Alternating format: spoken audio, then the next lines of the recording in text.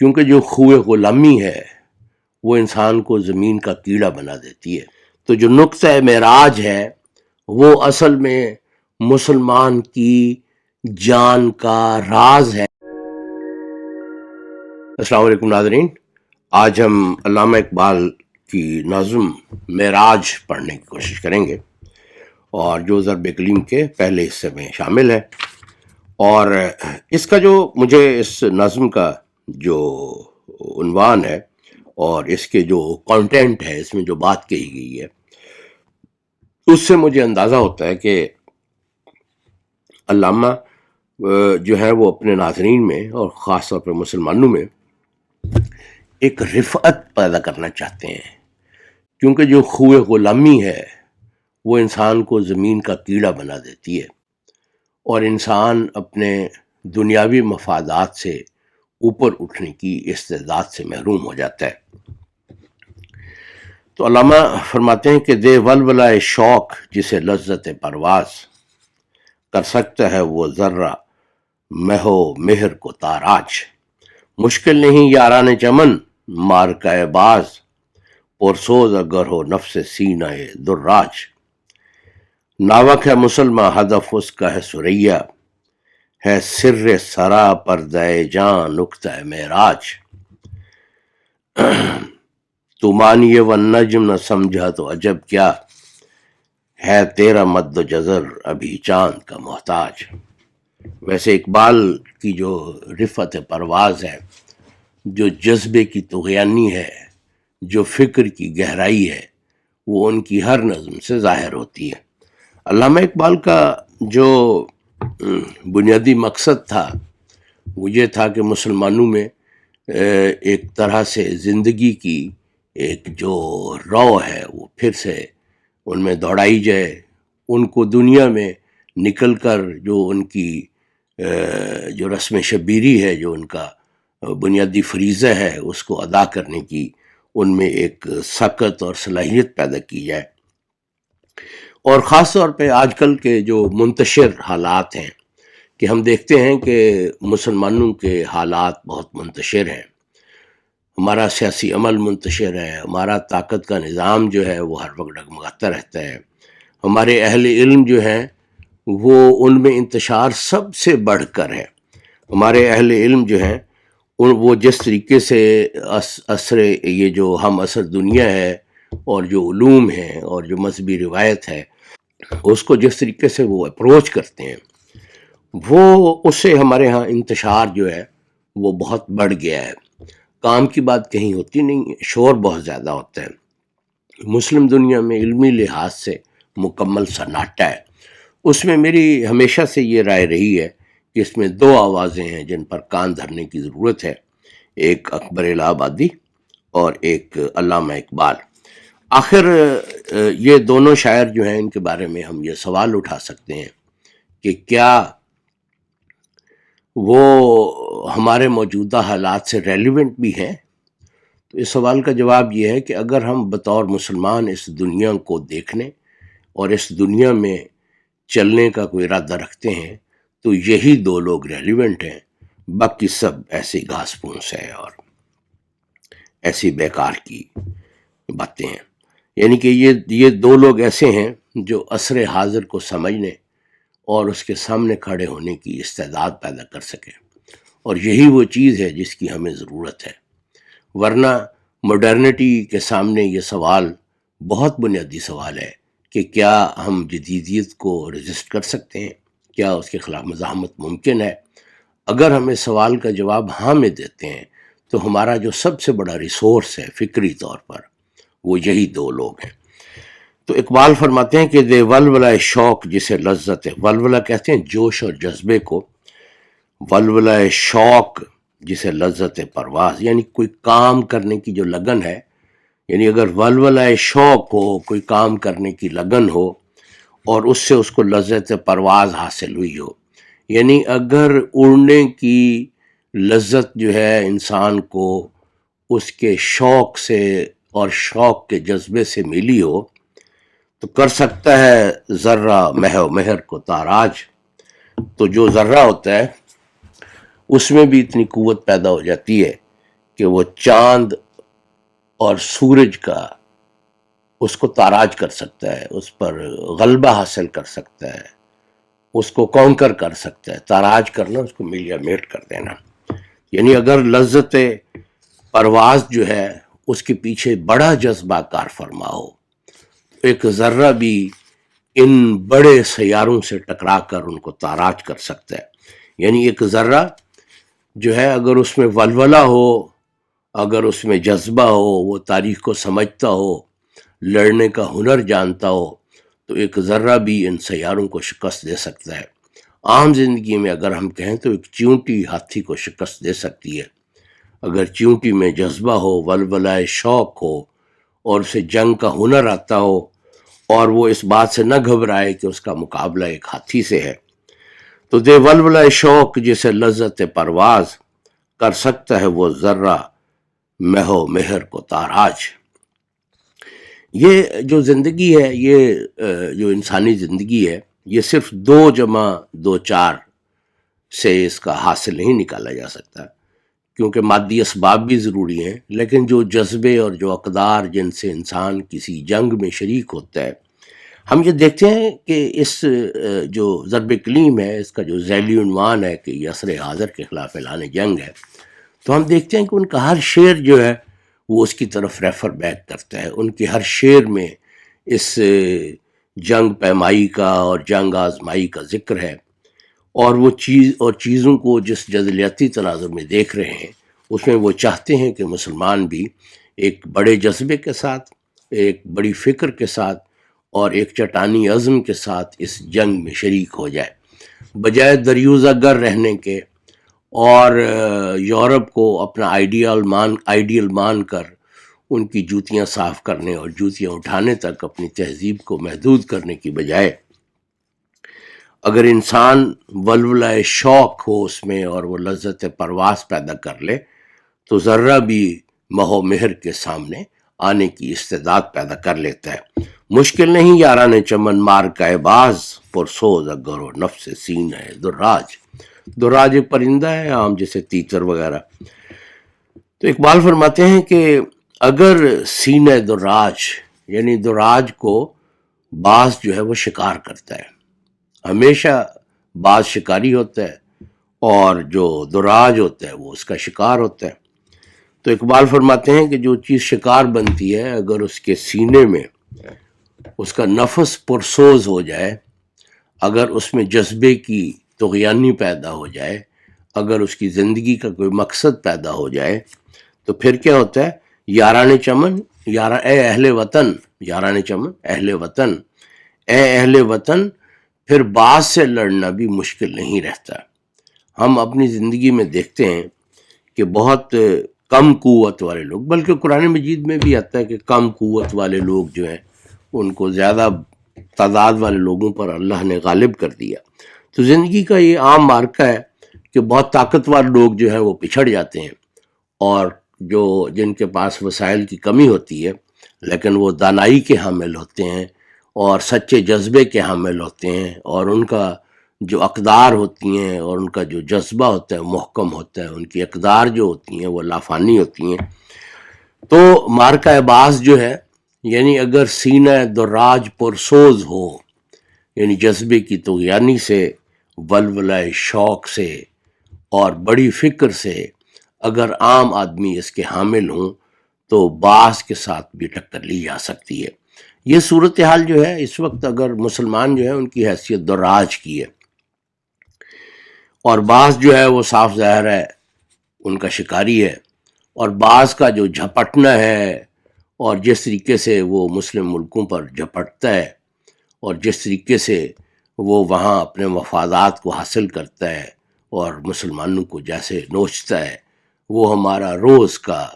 ایک دیکھنے کا منظر ہے. تو اقبال فرماتے ہیں کہ اگر سینہ دراج میں بھی کوئی سوز اور افکار کی ایک رفت پیدا ہو جائے تو وہ باز کے سامنے کھڑا ہو سکتا ہے. تو اصل چیز یہ ہے کہ انسان کی ول اور اس کی قوت ارادی اور اس کے افکار اور اس کا ولولہ جو تازہ ہے، یہ اس کو زندگی کی جد و جہد میں شامل ہونے اور پھر کامیاب ہونے کی استعداد بہم پہنچاتا ہے. اب دیکھیں کہ ہر شعر میں ایک جنگ کا، ایک معرکے کا، ایک تاراج کرنے کا اور مر جانے کا، ٹکر لینے کا ذکر جو ہے وہ ہر شعر میں سرایت کیے ہوئے ہے۔ اقبال اپنے بنیادی تھیم کو اپنی چھوٹی چھوٹی نظموں میں بھی سامنے لے کر آ رہے ہیں، اور ان میں بھی ہم یہ دیکھتے ہیں کہ ہر شعر کسی نہ کسی مارکے کی طرف اشارہ کرتا ہے۔ تو ماڈرنٹی جو ہے، جدیدیت جس کے خلاف اقبال نے یہ جہاد کا اعلان کیا ہے، یہ جنگ کا اعلان کیا ہے، تو وہ کیا ہے، ہمیں اس کو سمجھنے کی ضرورت ہے۔ ہم انشاءاللہ جو جدیدیت ہے یا دور حاضر ہے، اس سے اقبال کیا مراد لیتے ہیں، اس پر بھی انشاءاللہ ہم کوشش کریں گے کہ ناظرین کی خدمت میں اپنی گزارشات جو ہیں وہ لازمی رکھی جائیں۔ تو اقبال فرماتے ہیں، ناوک ہے مسلمان ہدف اس کا سریا، کہ مسلمان تیر ہے، اور تیر جو ہے صاف ظاہر ہے جنگ کا اسلحہ ہوتا ہے۔ مسلمان تیر ہے، ہدف اس کا ہے سریا، سریا وہ جو آسمانوں کا سب سے اونچا مقام ہے، اس کو سریا، سریا ستاروں کا ایک جھرمٹ بھی ہوتا ہے۔ تو مسلمان جو ہے وہ تیر ہے، اور اس کا ہدف بہت دور اور بہت اونچا ہے سر سرا، ہے سر سرا پردہ جاں نقطہ معراج۔ سرا، سرا پردہ جو ہے وہ ایک ایسے گھر کو کہتے ہیں جو محجوب ہو،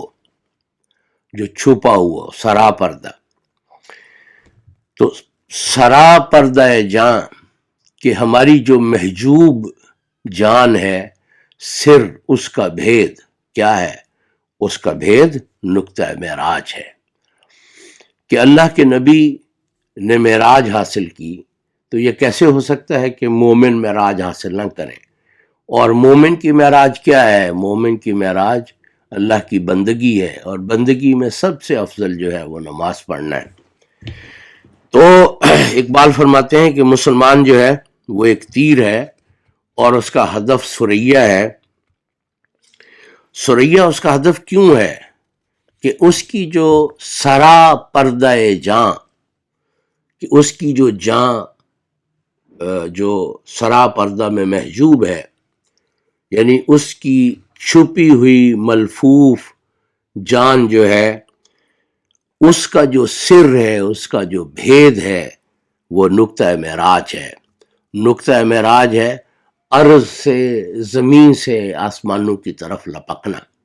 ہماری نماز بھی اللہ کے حضور لپکنے کی ایک کوشش ہے۔ تو جو نقطہ معراج ہے وہ اصل میں مسلمان کی جان کا راز ہے، اور اس راز کی وجہ سے مسلمان جو ہے وہ ایسے مقاصد کی طرف لپکتا ہے اور ان میں شامل ہوتا ہے، اس میں قربانیاں دیتا ہے، ان کے لیے تیاری کرتا ہے، ان کے لیے اپنے عزم کو مستحکم کرتا ہے، اپنے شعور کو فراست اور حکمت عطا کرتا ہے۔ تو اقبال فرماتے ہیں کہ جو مسلمان ہے وہ ایک ایسے تیر ہے جو آسمان کی رفتوں پر اس وقت پہنچتا ہے جب وہ نقطہ معراج سے اس کی جان کا بھید ہو، اس کی جان کا سر، بھید، اس کا جو ایسنس ہے وہ نقطہ معراج سے اخذ کیا گیا ہو، کہ مسلمان کی زندگی کا مقصد ہے زمین سے اوپر اٹھنا، آسمانوں کی طرف سفر کرنا۔ تو آسمانوں کی طرف سفر کرنے کا مطلب اس کی وہ بندگی جو ہے، یہ ان آسمانوں کی طرف سفر کرنے کا ایک بنیادی ترین اور پہلا قدم ہے۔ جب انسان اپنی بندگی سے پہلا قدم اٹھا لیتا ہے تو پھر جہاد زندگانی میں اسے بڑے مرحلے پیش آتے ہیں، تو اور اسے ایک تیر کی طرح سے اپنے مقصد کی طرف لپکنا چاہیے۔ تو اقبال فرماتے ہیں، تو مانی والنجم نہ سمجھا تو عجب کیا۔ والنجم میں بہت بلیغ اشارات ہیں حضور علیہ الصلوۃ والسلام کی معراج شریف کا جو واقعہ ہوا، تو اس کے بارے میں تو اقبال فرماتے ہیں کہ تو والنجم کا، یعنی کہ جو معراج کا جو اصل میں نقطہ ہے، اس کا جو معنی ہے وہ نہیں سمجھا تو اس میں عجب کوئی بات نہیں، کیونکہ حالات تو اب یہ ہیں کہ جیسے ہم پہلے پڑھ چکے ہیں کہ قرآن جس سے جہاں بانی کی تعلیم پاتے تھے مسلمان، آج اس سے ترک جہاں بانی کی تعلیم ہم حاصل کرتے ہیں، لیکن دنیا پر فریفتہ رہتے ہوئے۔ تو اسی طرح یہاں بھی اقبال فرماتے ہیں کہ جیسے قرآن کو تو پڑھتا ہے لیکن سمجھتا نہیں ہے، تجھے جس طریقے سے قرآن پڑھایا اور سمجھایا گیا ہے اس سے تیرے افکار میں کوئی رفت اور تیرے عزم میں کوئی ولولہ، تیرے جذبے میں کوئی طغیانی پیدا نہیں ہوئی، بلکہ وہ قرآن مجید جو ہے وہ تجھے تیری ذلت پر راضی کرنے والی ایک کتاب بن گیا ہے۔ اس کی وجہ یہ ہے کہ تو اب اس کو ویسے نہیں پڑھتا جیسے تیرے اسلاف پڑھتے تھے، تو اب اس کو ویسے پڑھتا ہے جیسے تجھے انگریزی مدرسوں نے اس کو پڑھایا ہے۔ تو مانی والنجم نہ سمجھا تو عجب کیا ہے تیرا مد و جزر ابھی چاند کا محتاج۔ یہ بڑا بلیغ، بہت کمال کا شعر ہے۔ اقبال فرماتے ہیں کہ جو مادی چیزیں ہیں جیسے سمندر ہے، مد و جزر کا مطلب بڑھنا اور پیچھے ہٹنا۔ یہ سمندر جو ہے یہ ابھرتا ہے اور پھر پیچھے ہٹ جاتا ہے، اس کو مد و جزر کہتے ہیں۔ اور اس کے بارے میں سائنسی نقطہ نظر یہ ہے کہ چاند کی جو لہریں ہوتی ہیں، جوں جوں چاند جو ہے وہ بڑا ہوتا چلا جاتا ہے، سمندر میں لہریں جو ہیں یا سمندر کا جو مد و جزر ہے وہ بڑھتا چلا جاتا ہے اور لہروں کی جو اونچائی ہے وہ بھی بڑھتی چلی جاتی ہے۔ تو اقبال فرماتے ہیں کہ جو مادی چیزیں ہیں ان پر مادی مؤثرات جو ہیں وہ مرتب ہوتے ہیں، جیسے چاند ایک مادی چیز ہے اور مد و جزر جو ہے پانی وہ بھی ایک مادی چیز ہے، اس میں جو مد و جزر ہے اور لہریں ہیں، جو سمندر میں جوش اور ولولہ ہے وہ پیدا ہوتا ہے سورج کی وجہ سے۔ تو اقبال کہتے ہیں کہ جو مسلمان ہے اس کے حالات بھی اب یہ ہیں کہ کوئی مادی چیز ہو تو اس میں کوئی ولولہ اور جوش پیدا ہوتا ہے، اس میں کوئی ہلچل پیدا ہوتی ہے، ورنہ اگر کوئی روحانی چیز ہو، اگر اللہ کا کوئی پیغام ہو، اگر قرآن مجید کی کوئی ایسا نقطہ ہو جس سے انسان جو ہے وہ حرکت پذیری حاصل کرتا ہو، تو وہ چیز اب مسلمانوں میں باقی نہیں رہی۔ تو یہی وجہ ہے کہ ہم قرآن مجید کو اگر ایک تو سمجھتے نہیں ہیں، اور اگر سمجھتے ہیں تو اقبال کے بقول اسے غلط سمجھتے ہیں۔ تو یہی صورتحال ہے کہ ان مسلمان بھی اب اللہ کے حکم کے تحت اس میں کوئی مد و جزر پیدا نہیں ہوتا، بلکہ مسلمان بھی اب دنیا کے مادی مؤثرات کے تحت آ گیا ہے، اور اس کی جو ہلچل ہے، اس کا جو کام ہے وہ ان مادی مؤثرات کے تحت ہوتا ہے، اور جو روحانی اور جو ایک الوہی پیغام جو تھا وہ اس کو پہنچتا تھا اور اس کے مطابق وہ ایک وارفتگی سے چل پڑتا تھا، جو وہ چیز آج مسلمانوں میں غائب ہو گئی ہے۔ اور اس شعر کا مدعا یہ ہے کہ جب تک وہ چیزیں مسلمان میں پیدا نہیں ہوتی، جب تک مسلمانوں کا مد و جزر جو ہے وہ الوہی حکم کے مطابق پیدا نہیں ہوتا، جب تک انسان اس دنیا کے مادی علم اور مادی مؤثرات کے تابع رہیں گے تو وہ اسی ذلت میں رہیں گے، کیونکہ اللہ کو چھوڑ کر مادی مؤثرات کو اپنا خدا بنا لینے کا مطلب یہ ہے کہ پھر انہیں ان کی غلامی کرنی پڑے گی جو مادی مؤثرات کے مالک ہیں، جیسے کہ ماڈرن ویسٹ ہے۔ تو اقبال جو ہے وہ ہمیں ایک بار پھر یہ بتا رہے ہیں کہ انسانی کردار اور اس کے ذہن کا جو ترفع ہے، اس کی جو بلندی ہے، اس کے جذبوں میں جو ولولہ شوق ہے، اس کے عزم کی جو صلابت ہے، جب تک یہ انسانوں کو حاصل نہ ہو اس وقت تک وہ زندگی میں کامیابی کے ساتھ کوئی جنگ لڑنے کا کام نہیں کر سکتے۔ مجھے امید ہے کہ ہم افکار اقبال کی روشنی میں اپنے آپ کو اور اپنے حالات کو سمجھنے کی ایک اجتماعی کوشش جو ہے وہ کرتے رہیں گے، تاکہ اللہ تعالی ہمیں اس میں سے کوئی راستہ سجھا دے۔ بہت شکریہ۔